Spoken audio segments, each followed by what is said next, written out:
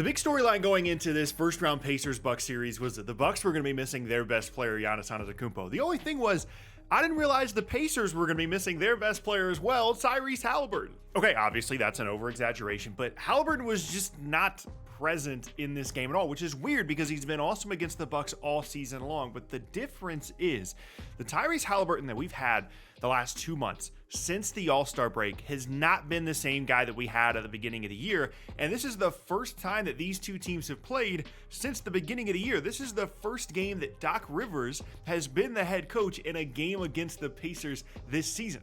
And if the Pacers want to have any chance whatsoever in this series, Tyrese Haliburton needs to get it figured out. He needs to be more aggressive offensively. He needs to be more impactful offensively because they got an awesome Pascal Siakam game in game one. And then obviously Dame went off. A couple other guys played well for Milwaukee, but they got smoked for most of the game. A little bit of a comeback there in the second half.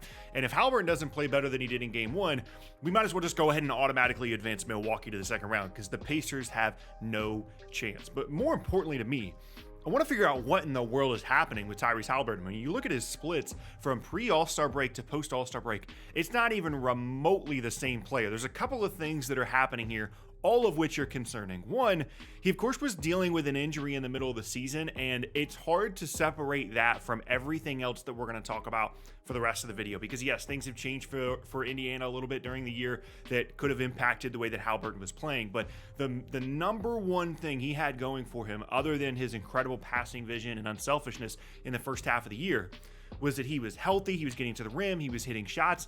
And I don't know if he's still not healthy. It's tough to come back from an injury like that in the middle of the year, but it's hard to separate that from everything else. The second thing that happened for Haliburton is he just forgot how to shoot. I mean, the number one thing that you had to deal with against Tyrese Haliburton was these pull-up threes. He was taking threes from 3, 4, 5 feet behind the line. He was making multiple threes a game. That opened up everything for him in terms of drives to the rim, and he was creating for other guys. He was a legitimate, offensive hub. It wasn't just the facilitating. It wasn't just the passing. It wasn't just setting up other guys.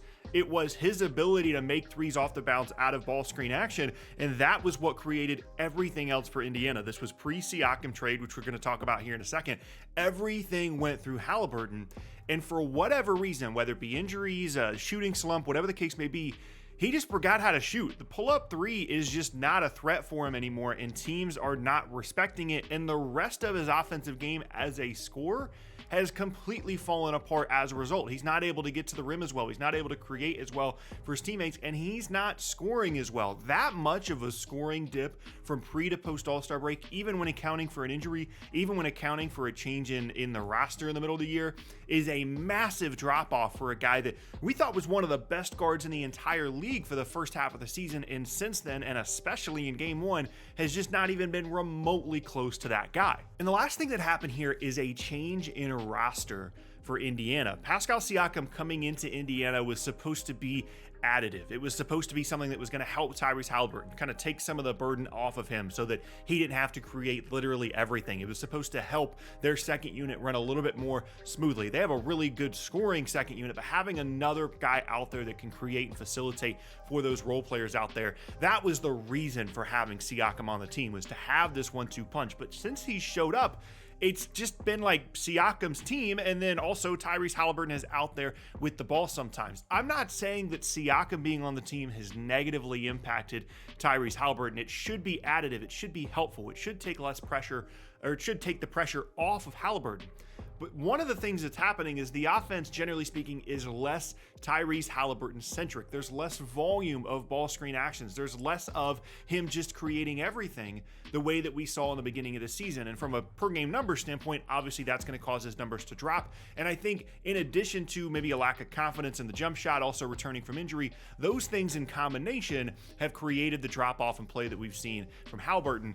But it should still be helpful for him. I don't think the Siakam trade necessarily is the main reason that he hasn't played as well, because even in a situation in which he has less volume, less opportunity to score, his scoring opportunities should be easier playing alongside of someone like Siakam. So I definitely think that it's different. Obviously, no more Buddy Hield. They changed the roster around, but there's no way that just having Siakam on the team is why Haliburton isn't playing as well. And for this series against Milwaukee, if they're going to have any chance, I mean, they got smoked and Giannis didn't even play. Giannis presumably is going to come back at some point in the series, and they need aggressive Tyrese Haliburton, because if he's not a scorer, if he's not someone that's hitting pull-up threes, getting to the rim and scoring, hitting some of these in-between shots, his impact is so limited if the other guys aren't making threes. Like, he had some nice passes in game one. He was able to set guys up for open threes. If those guys aren't making shots, then you can get a lot of different guys to just drive and kick the ball out to someone for a three-point shot. He needs to be able to do other stuff. He needs to be a threat to score, and it seems like, at least in game one,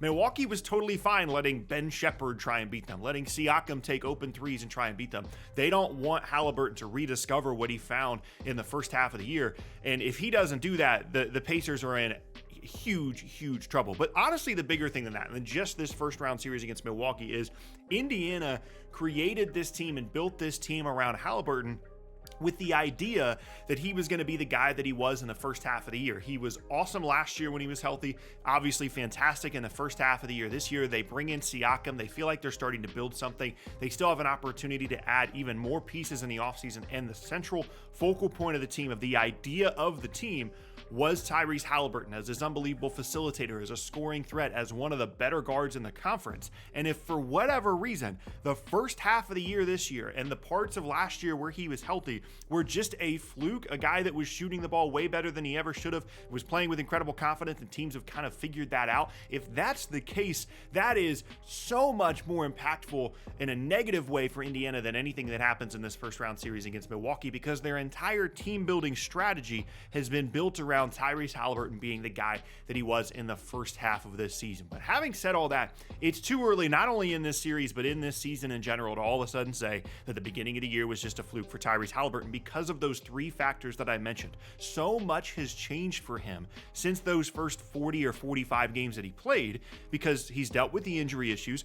He's going through a significant shooting slump, especially with pull-up threes, and the roster has changed in a large way as well now with Pascal Siakam there. So I'm not freaking out, I'm not panicking, but I am definitely concerned, because if the guy that we saw in the beginning of the year doesn't return for Indiana in this series, the series is over. And if he doesn't rediscover that moving forward for Indiana as well, that is a huge negative for whatever their team building plan is going to be moving forward in Indiana. He needs to rediscover the pull-up threes. He needs to be aggressive offensively. I would expect him to get up a lot more shots in game two, try and be aggressive, try and kickstart himself, because if Siakam is going to drop almost 40 and Giannis isn't going to play and they're still going to get blown out from start to finish, that is just an unbelievably huge problem for Indiana, and one that they are not going to be able to recover from. And it's hard to figure out exactly what's going to happen with Haliburton moving forward, because this doesn't really happen. We don't have this dramatic of a shift from a guy being a star in the beginning of the year to not really being that good in the second half of the year. This doesn't really happen. There's no real precedent for this to look back and say, oh, he's going to figure it out. It's just a slump. It's just injury stuff. Hopefully, I'm legitimately hoping that he just still hasn't fully recovered from the injury and then is able to moving forward into the future for them, because if this is just who he is now, that's really upsetting, because he's one of my favorite players to watch in the beginning of the year.